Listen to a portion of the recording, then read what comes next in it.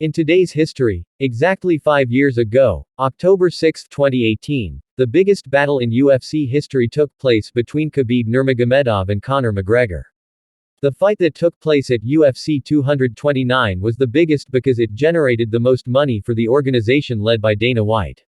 There were 2.4 million pay-per-view buys for UFC 229, which is the highest number in history.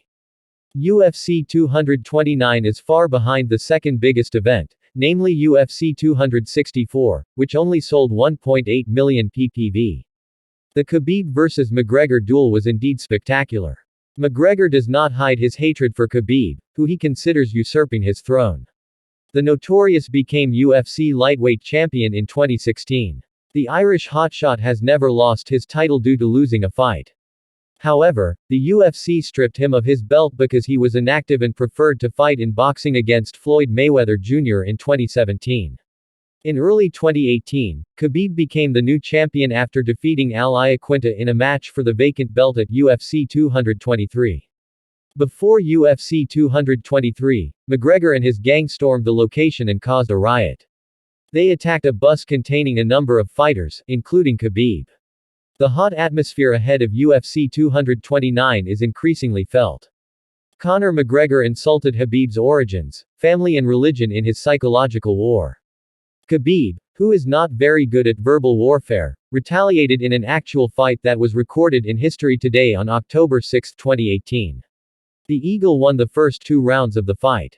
Having lost in the 3rd round, Khabib finally finished McGregor's resistance in the 4th round with a neck crank lock. Khabib bombarded McGregor with brutal ground and pound attacks where he clocked over 12 minutes of control over the Notorious. After the fight was over, Khabib was not satisfied with beating people. He jumped over the octagon fence, trying to attack McGregor's partner, Dylan Donies, in the stands. McGregor himself also received attacks from Khabib's friends inside the octagon. Khabib later admitted that he stormed out of the octagon because he wasn't satisfied with beating people.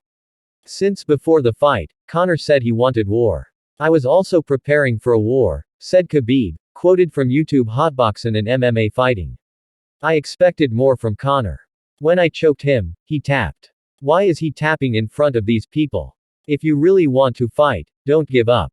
After he tapped and we were separated by the referee, I felt something was missing. That's why I then jumped out of the octagon looking for another target.